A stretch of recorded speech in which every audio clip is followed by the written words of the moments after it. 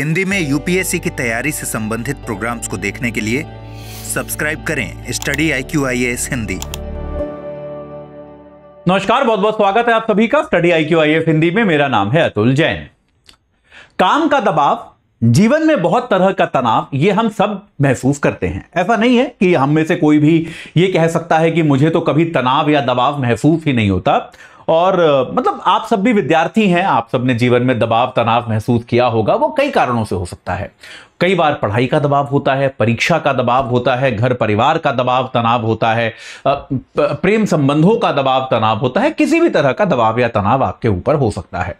कई बार कुछ लोग इन दबावों और तनावों के कारण कुछ ऐसे कदम उठा लेते हैं जो कि उचित नहीं कहे जा सकते, जो कि बहुत ही दुखद और दुर्भाग्यपूर्ण होते हैं, जैसे आत्महत्या।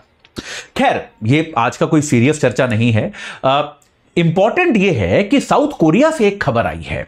आज सुबह मेरी हिंदू की क्लास में आप में से कुछ लोगों ने कहा, तो मुझे लगा आप मजाक कर रहे हैं। उसके बाद अब जब मैं शाम को बैठ के आज का मिंट पढ़ रहा था, तब उसमें यह खबर थी। मैं नॉर्मली मिंट जो है शाम को पढ़ता हूं, तो उसमें एक खबर थी और उसमें खबर में यह लिखा था। तो मुझे लगा मैं आपसे चर्चा इसके बारे में करूं कि खबर यह है कि दक्षिण कोरिया में एक शहर है गुमी नाम का एक शहर है दक्षिण कोरिया में।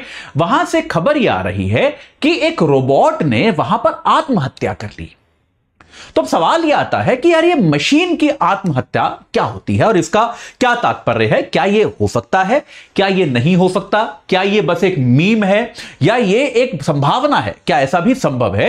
तो इसके बारे में 5 मिनट केवल चर्चा करेंगे, क्योंकि थोड़ा सा इस कॉन्सेप्ट को समझना जरूरी है। इसमें एक दो समझने वाली बातें हैं, वो मैं आपको समझाऊंगा। बाकी तो ये छोटी सी हल्की फुल्की खबर है, तो इस पर बहुत गंभीर होने की आवश्यकता नहीं है, ठीक है। लेकिन ये चर्चा शुरू करने के पहले आपको बता दूं कि भाई, हमारा P2I बैच जो है वो 8 तारीख से यानी कि कल से शुरू हो चुका है। कल यानी कि 10 तारीख उससे जुड़ने की लास्ट डेट है। एजे लाइव कोड लगा के 27,999 में जुड़ सकते हो। शाम 6 बजे का बैच है। रोज 3 घंटे की live class, mentorship, daily practice questions, pre और मेंस के क्वेश्चंस के लिए आप सभी को जो है आपके आंसर्स चेक किए जाएंगे, आपको फीडबैक मिलेगा।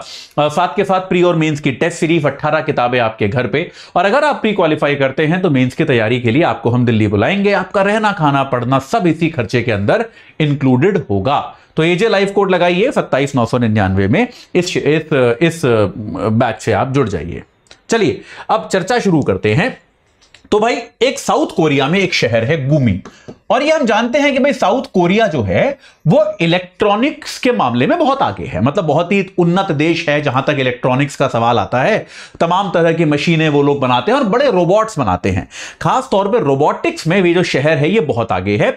ये जो है देश बहुत सारे रोबोट्स जो है वो आमतौर पर बनाता भी है और इनका प्रयोग भी करता है। जैसे आप देखेंगे भारत वगैरह में रोबोट जो हैं वो बनते तो हैं, लेकिन उनका प्रयोग अभी भी हमारे देश में एक्सपेरिमेंटल ज्यादा है कि नहीं? मतलब आप देखेंगे रोबोट जो है वो कॉलेज के लोग अपने लैब्स के लिए बनाते हैं, वैज्ञानिक बना रहे होते हैं, लेकिन एवरीडे लाइफ में, अपने रोजमर्रा के जीवन में हम अभी भी भारत में रोबोटिक्स का प्रयोग नहीं देखते। साउथ कोरिया में ऐसा नहीं है। वहां पे ऐसे बहुत सारे फंक्शंस हैं, बहुत सारे काम हैं जो रूटीन काम होते हैं, वो आपको रोबोट करते हुए दिखेंगे। तो गुमी शहर में क्या है, एक ऑफिस था। उस ऑफिस में क्या था, 10 मजदूरों के ऊपर, 10 लोग जो काम करते हैं उनके ऊपर एक सुपरवाइजर रखा जाता है। यह सुपरवाइजर रोबोट होता था। यहां पर क्या किया गया, ये जो सुपरवाइजर था ये रोबोट था, क्योंकि सुपरवाइजर का काम सिंपल था, खाली लोगों पर नजर रखनी थी, वो काम कर रहे हैं कि नहीं कर रहे हैं, उनका टारगेट कितना है, कितना अचीव करके दे रहे हैं, सिंपल सा काम था। ये सुपरवाइजर जो था ये रोबोट था। तो क्या हुआ, एक इसका वीडियो बड़ा वायरल हो गया कि ये सुपरवाइजर रोबोट जो है ये सीढ़ियों से फिसल के गिर गया और ये मर गया। मतलब एक तरह से खत्म हो गया। मशीन थी, खराब हो गई, खत्म हो गई और ये डिसमेंटल हो गई। तो ये कहा जाने लगा कि एक तरह से इस रोबोट की मृत्यु हो गई। तो उसके बाद जो है, अच्छा, इसके अलावा यह देखा गया कि यह रोबोट जो है यह पिछले कुछ दिनों में कई बार गिरा था। भाई ऐसा भी देखा गया कि यह रोबोट जो है पिछले कुछ दिनों में कई बार गिरा था।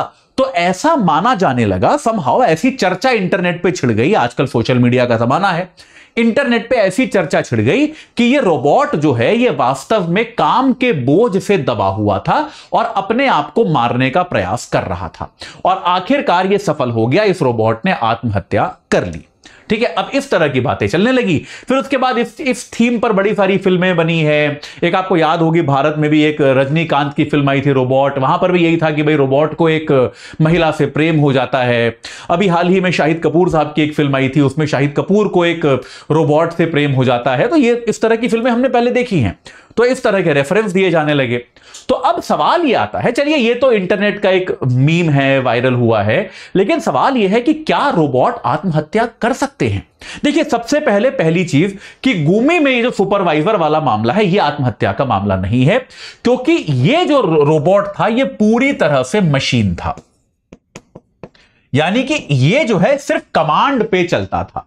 जो अगर ऐसी संभावना आप ढूंढ भी सकते हैं तो वो आप उन रोबोट्स में ढूंढ सकते हैं जो आर्टिफिशियल इंटेलिजेंस से चलेंगे, है कि नहीं भाई?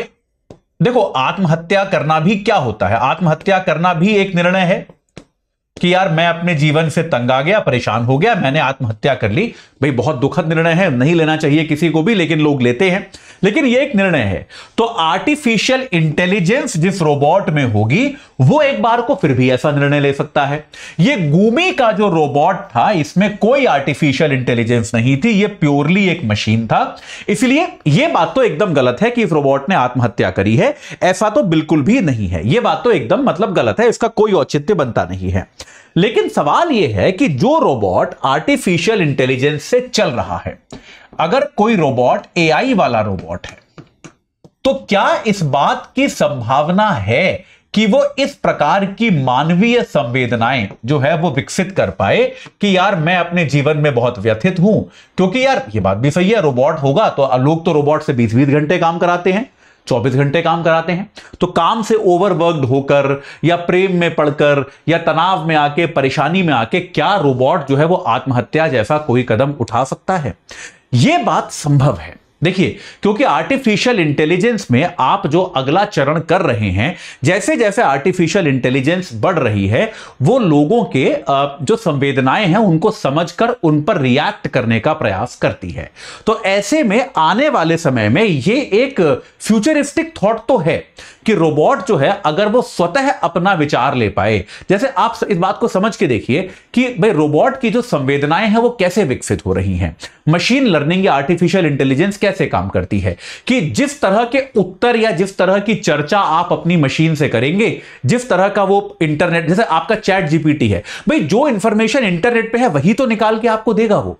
तो अगर इंटरनेट पे इस तरह की बातें बहुत ज्यादा है, अगर मानव इस चीज की चर्चा बहुत ज्यादा कर रहा है, मानसिक स्वास्थ्य की मानव चर्चा कर रहा है, आत्महत्या की मानव चर्चा कर रहा है, आत्महत्या की संवेदना को मशीन को बार बार बता रहा है, तो इस बात की संभावना है कि मशीन जो है वो भी इस संवेदना को अपने अंदर इनबिल्ट कर ले और उसके उत्तर देने के लिए जो संभावित उत्तर है उनमें से एक उत्तर जो है वो ये भी करे कि मैं भी ये काम कर सकती हूं।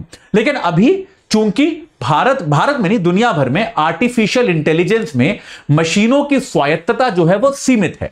मशीन जो है वो अपने उत्तर तो बना सकती है, लेकिन गतिविधि करने के लिए अभी भी उसको कमांड की आवश्यकता पड़ती है। तो इस कारण से क्या है कि अभी कम से कम इस तरह की संभावना से हम कुछ समय दूर हैं। लेकिन हां, यह बात सही है कि आने वाले वर्षों में इस तरह की संभावना को आप नकार नहीं सकते कि कोई रोबोट या कोई मशीन जो है वो भी आत्महत्या कर पाए। लेकिन खैर, कम से कम इस समय ये जो घटना आपकी गुमी में हुई है साउथ कोरिया में, ये रोबोट की आत्महत्या नहीं है, ये एक दुर्घटना है। मशीन की कोडिंग में, नेविगेशन में किसी तरह का कोई प्रॉब्लम था जिसके कारण वो मशीन सीढ़ियों को भांप नहीं पाई, उससे गिर गई और उसके कारण वो मर गई या खराब हो गई। ठीक है, चलिए। लेकिन आने वाले समय में ऐसी संभावना आपको देखने को मिल सकती है, इस चीज के लिए हमको तैयार रहना चाहिए। चलिए, तो अभी के लिए इतना ही है। आपके क्या विचार हैं एक बार कमेंट सेक्शन में जरूर बताइएगा। इस तरह के सवाल आजकल यूपीएससी पूछती है, तो तैयार रहिएगा भाई इन चीजों के लिए। अब नॉर्मल सवाल आने बंद हो गए हैं, इस तरह के सवाल आते हैं। जाते जाते आपको फिर से बता दूं कि P2I बैच जो है कल उससे जुड़ने की लास्ट डेट है। एजे लाइव कोड लगाइए, 27,999 में कोर्स प्राप्त कर लीजिए। देश का हिंदी भाषा में इससे बेहतर कोर्स आपको नहीं मिलेगा। तो आज ही इस कोर्स से जुड़िए और अपनी तैयारी को एक सही आकार प्रदान कीजिए। इस चर्चा से जुड़ने के लिए आप सभी का बहुत बहुत धन्यवाद। हिंदी में यूपीएससी की तैयारी से संबंधित प्रोग्राम्स को देखने के लिए सब्सक्राइब करें स्टडी IQ IAS हिंदी।